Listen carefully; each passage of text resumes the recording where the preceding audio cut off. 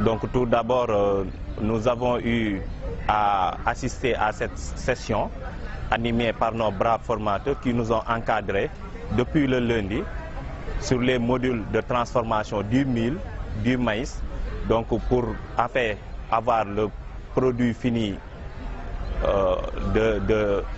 du fondé, aussi du tchakiri, voilà, et autres céréaliers.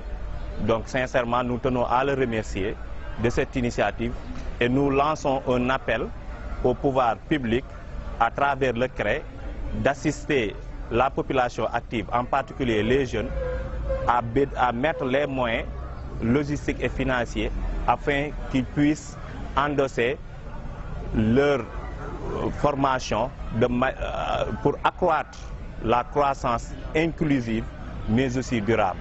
C'est vraiment des initiatives à encourager.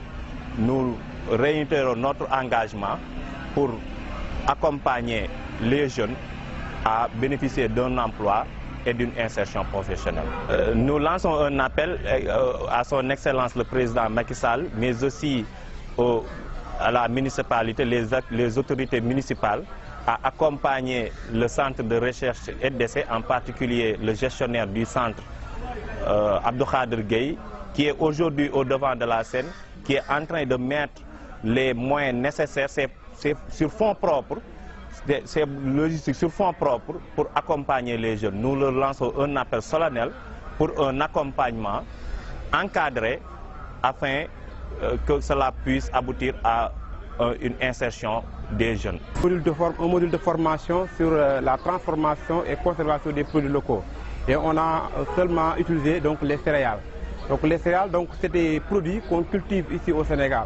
Alors, on apprend aux apprenants comment transformer et conserver ces produits-là. Donc avec le riz, le mil, le maïs et d'autres, mais pour l'essentiel, les trois séries, les trois là qu'on a utilisés, pour essayer de créer plusieurs diversités de produits à travers ces trois là. Donc tchakri, mourake, couscous, ainsi de suite. Donc il y a plusieurs produits, quoi. Après les formateurs pourront expliquer peut-être ces produits-là. Et maintenant, comment les aussi conserver. Donc ces produits-là, une fois transformés, on les conserve et une durée qui peut aller jusqu'à plus d'1 an. Donc là, c'est très intéressant. Donc c'est à peu près un peu donc, la formation d'aujourd'hui, donc pour culturer. Et le nombre formé actuellement, c'est 10 personnes. Donc on a fait une sélection très dure donc, pour pouvoir capter des usagers, des apprenants très motivés. Et maintenant, en général, c'est des gens qui étaient là depuis des années, 2 ans, et d'autres, par exemple, qui ne sont pas des étudiants, et ce sont des professionnels qui sont aussi dans la formation.